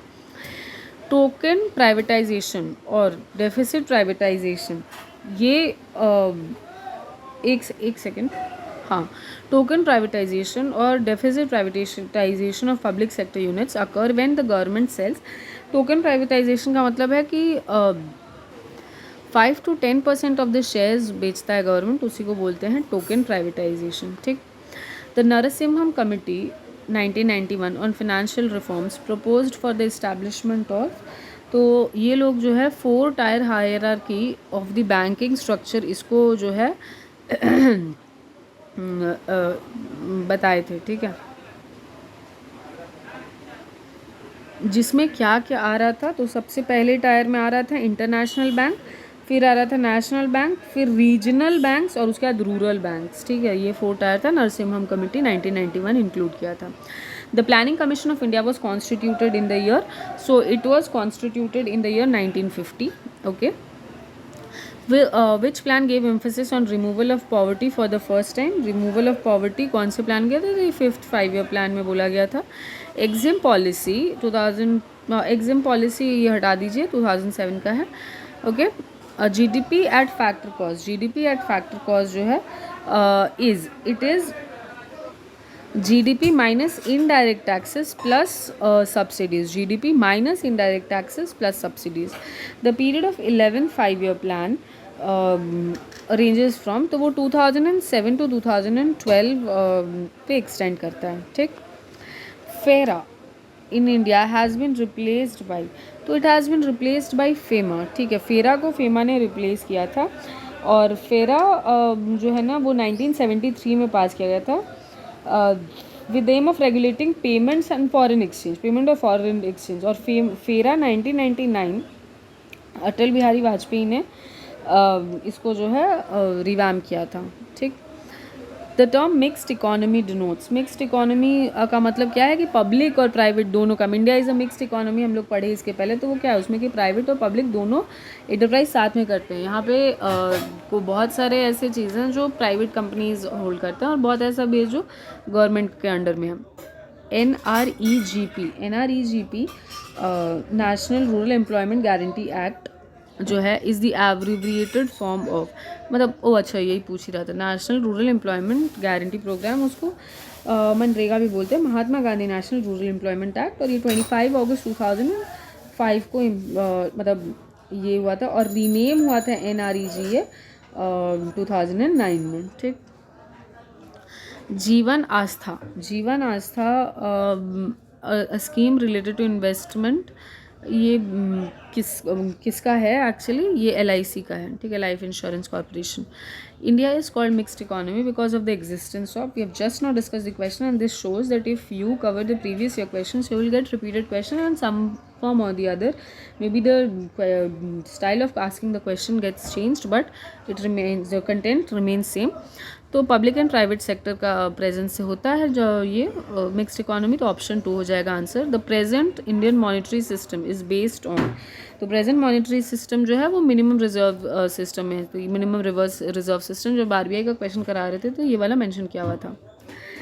Gross domestic product is defined as the value of all final goods and services produced in a country in a year. I guess ये बहुत बहुत बार डिस्कस हो चुका है. The draft of the 5-year plans in India is approved by, used to be approved because now NITI Aayog is in ये, so it used to be approved by NDC करता था उसको अप्रूव. ठीक. Who is the ex officio chairman of the planning commission. और अब अगर नीति आयोग भी पूछे तो कौन हो जाएगा, तो प्राइम मिनिस्टर जो है वो एक्स ऑफिशियो चेयरमैन होते. तो अभी कौन है, नरेंद्र मोदी. ओके. सो ये 2008 का क्वेश्चन है, you need not know this. Which is the biggest tax paying sector in India, सबसे ज़्यादा टैक्स कौन से सेक्टर से आता है. तो इंडिया का जो सर्विस सेक्टर है ना वहाँ से टैक्स सबसे ज़्यादा आता है. more than 55%, 57% around. उसके बाद आता है इंडस्ट्रियल सेक्टर. तो यहाँ पे सिंस सर्विस सेक्टर नहीं है तो हम लोग इंडस्ट्रियल सेक्टर मार्क करेंगे. ठीक. The government has renamed NREGA scheme and the name associated with the scheme is that of, तो वो महात्मा गांधी है, Mahatma Gandhi national rural employment guarantee act. ये तो पता ही है क्योंकि इसके पहले वाले क्वेश्चन में हम लोग किए थे. Reserve Bank was nationalised in the year 1949, this also we know. The abbreviation of SEBI, SEBI Securities Exchange Board of India. और सेबी जो है 1992 में जो है सेबी एक्ट के थ्रू बना था. ठीक है, मतलब बन तो गया था 1998 में अप्रैल में, लेकिन उसको जो है स्टेटस दिया, स्टैट्यूटरी स्टेटस 1992 में. तो securities and exchange Board of India. Insurance sector को कौन रेगुलेट करता है, तो IRDA करता है इंश्योरेंस सेक्टर को रेगुलेट. IRDA जो है 1999 में बना था और हैदराबाद जो है इसका हेडक्वार्टर्स है. ये इम्पॉर्टेंट है, याद रखिएगा. 1999 और हैदराबाद. ठीक है. ओके. इन द, तो ये 11-12 का तो आएगा नहीं आपको मैं करंट बता देती हूँ. फिजिकल डेफिसिट परसेंटेज जो GDP के हिसाब से है वो 6.4% है. टारगेटेड जो है वो 6.4% है. ठीक है. The fringe benefit tax was introduced in the budget of, fringe benefit tax जो है वो इंट्रोड्यूस किया गया था ये 2005 एंड 6 में. और बेसिकली क्या होता है कि एक टैक्स है जो एम्प्लॉयर जो है उसको पे करना पड़ता है और बेनिफिट जो है उसके एम्प्लॉयज़ को होता है. ठीक है. Annapurna scheme was implemented in the year, Annapurna scheme कौन सी ईयर में इम्प्लीमेंट हुआ था, 2000 में हुआ था. और मिनिस्ट्री ऑफ रूरल डेवलपमेंट इसको किया था. सेंट्रली स्पॉन्सर्ड स्कीम है. और किसको फूड सिक्योरिटी दिया था, जो कि डेस्टिट्यूट सीनियर सिटीजन्स हैं उन लोग को, मतलब कि जो लोग बहुत गरीब हैं और मतलब ये है लावारिस और सीनियर सिटीजन्स को स्पेसिफिकली, ठीक है। द ऑब्जेक्टिव जवाहर रोजगार योजना क्या है, तो providing employment in the rural areas, yes. Creating employment opportunities for unemployed, of course unemployed को एम्प्लॉयमेंट देंगे। Strengthening the rural economic and social structure, yes, so all of the above is the answer. Okay, which of the following sectors contributed more to the saving sectors, saving in India? तो ये मैंने discuss किया था पहले भी कि house hold sector maximum जो है सेविंग सेक्टर्स में कंट्रीब्यूट करता है, ठीक है। The highest foreign exchange earners have been the export of gems and jewellery, gems and jewellery से बहुत ज़्यादा आता है पैसा। What is the biggest private sector power project in India located, तो देखिए यहाँ पे एक भी ऑप्शन करेक्ट नहीं है, मतलब as of 2022 Adani transmission limited मतलब ATL, ये जो है biggest private sector power project बनाता है। व्हाट इज़ ग्राम समृद्धि योजना, मतलब व्हाट इज़ ग्राम समृद्धि योजना इन रिप्लेसमेंट ऑफ, तो ये जो है जवाहर ग्राम समृद्धि योजना is the reconstructed streamline comprehensive version of Jawahar रोजगार योजना। तो ये जो है जवाहर रोजगार योजना का ये है। जवाहर रोजगार योजना 1999 में ये हुआ था, बना था।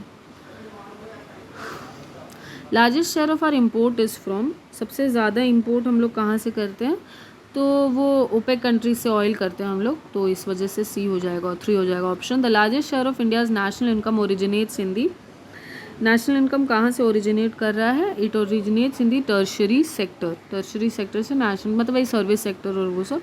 विच of the following is not part of the national income, इसमें से नेशनल इनकम कौन सा पार्ट नहीं, किसका पार्ट नहीं है। Interest on national that is not national income, और वेजेस सैलरीज प्रॉफिट्स रेंट्स ये सब नेशनल इनकम का पार्ट बनते हैं। Among the tax revenues of the union government what is the largest source, largest source जो है कॉरपोरेशन टैक्स जो union government का लार्जेस्ट सोर्स है ऑफ कोर्स।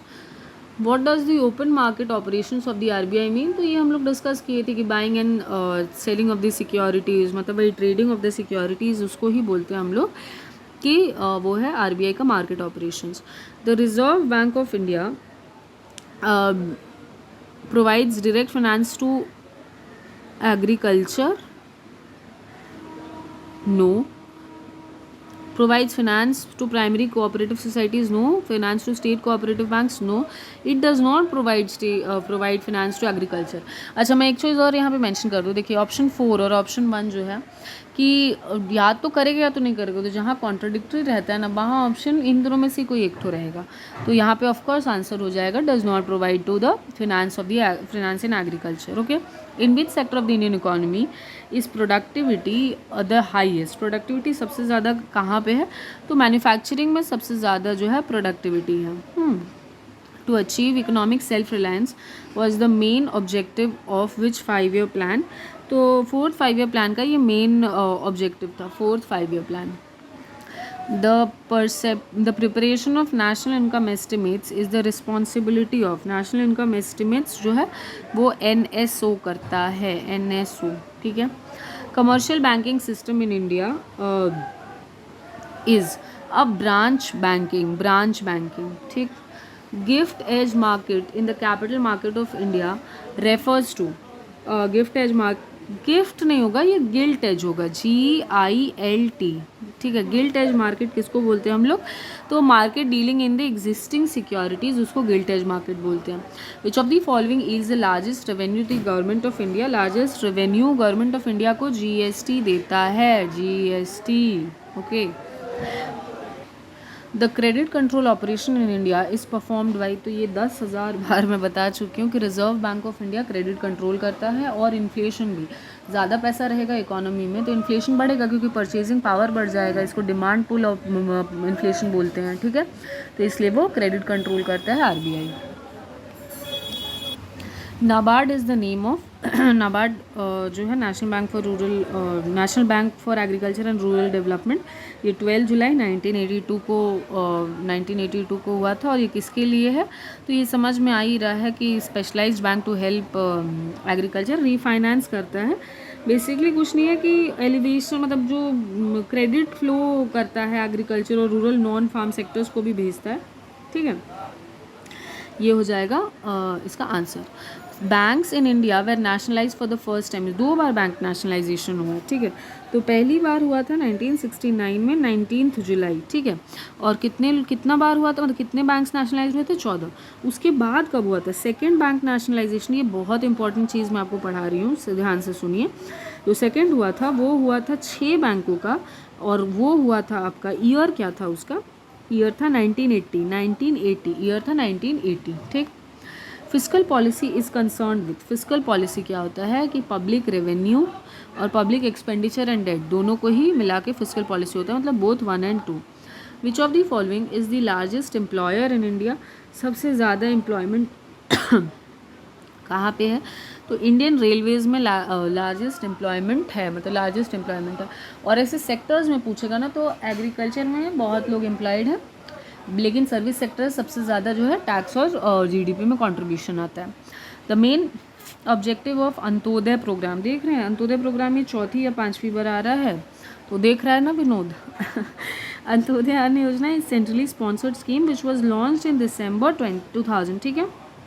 किसके लिए, 1 करोड़ पुअर फैमिलीज़ के लिए, जिसमें 35 किलो चावल और आटा मिलेगा 2 रुपये और 3 रुपये पर किलो के हिसाब से। और किसके लिए हुआ था, upliftment of the poorest of the poor, मतलब कि रूरल पुअर, ठीक है। मतलब रूरल पुअर मतलब ये रूरल गांव के लिए हुआ था। The Reserve bank of India issues currency notes under the, ये करेंसी नोट किसके उसमें करते हैं, तो मिनिमम रिजर्व सिस्टम, ये भी रिपीटेड क्वेश्चन है, यानी ये VVI है, very very important question, okay. The financial capital of India is Mumbai, okay। Mumbai जो है financial capital है। Chairman of the 11th Finance Commission is 11th Finance Commission के जो चेयरमैन थे वो थे KM खुसरो, ये अभी उतना रेलिवेंट नहीं, हटाइए। India adopted 5-year plans from, किससे लिया गया था ये, तो ये जो है ना फंडामेंटल ड्यूटीज़, प्लानिंग मैकेनिज्म, ये हम लोग USSR से लिए थे, मतलब सोवियत यूनियन से, ठीक है। तो इसका आंसर हो जाएगा फॉर्मर USSR, अभी जो रशिया है मेन उसका बड़ा country. In centre state financial relation in India, Gadgil formula is used in, Gadgil formula कहाँ पे यूज़ हुआ था, division of tax revenue, division of tax revenue में गडगिल फार्मूला यूज़ हुआ था। और एक और हम लोग पढ़े थे ना खेल कर, तो वो भी टैक्स रिफॉर्म्स में था, ठीक है। The concept of mixed economy means, mixed economy मतलब वही है पब्लिक और प्राइवेट सेक्टर का मिक्स्ड है।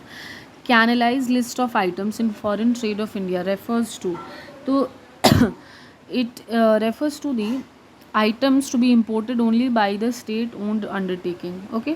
in the production of cotton textile India ranks, India का रैंक क्या है कॉटन टेक्सटाइल के प्रोडक्शन में, तो सो करेंटली चाइना पहले पे है और हम लोग 4th पे हैं, ठीक है। The single largest item of expenditure of central government in India in recent years is, तो वो इंटरेस्ट पेमेंट है, ठीक है, वो सबसे ज़्यादा इंटरेस्ट पेमेंट में जाता है पैसा। The most important source of revenue for the states in India is, सबसे ज़्यादा जो है वो सेल्स टैक्स स्टेट्स के लिए है। India's first 5-year plan give priority to, तो agriculture PC Harrod Domar model पे जो है बेस्ड था 51 से 56, और एग्रीकल्चर होगा इसका answer. Ways and means advances refers to, ways and means जो है WMA, वो रिजर्व बैंक का एक मेकैनिज़्म है और वो क्रेडिट पॉलिसी है, प्रोवाइड वो स्टेट बैंकिंग को हेल्प करता है, वो जो टेम्प्रेरी जो मिसमैचेस होते हैं ना उसमें हेल्प करता है। और basically government getting temporary loans from the RBI, ठीक है। Cochin refineries is in, it is a joint sector, ये your it is joint sector thing, और 2006 में हुआ था, अक्वायर कर लिया था इसको भारत पेट्रोलियम कोऑपरेशन ने, ठीक है, ministry of company affairs. Which of the following is not an industrial finance institution, NABARD जो है एग्रीकल्चर को देता है, ये हम लोग बहुत बार पढ़ चुके हैं, तो ये देख के पता चल जाएगा कि इसमें हो जाएगा NABARD. National income at factor cost is equivalent to, तो national income at factor cost is net national product indirect taxes minus plus subsidies, ठीक है। Which Indian private company sector company has the largest sales turnover. Largest sales turnover किस कंपनी के पास है? तो Reliance industries. इसमें से जो गिवन ऑप्शन है उसका आंसर होगा Reliance industries. With this your यहाँ पे कंप्लीट करते हैं हम लोग आज का जो क्वेश्चन सीरीज़ है. Thank you. अगर पसंद आया है, क्योंकि इसका इंपॉर्टेंस तो आप नहीं समझ रहे हैं, लेकिन अगर पढ़ के जाएंगे तो एग्ज़ाम में ज़रूर समझेंगे. करंट अपडेटेड एकदम क्रीम लेयर का क्वेश्चन उठा के दिया आपको. Consider subscribing the channel and hit the like button too. Thank you.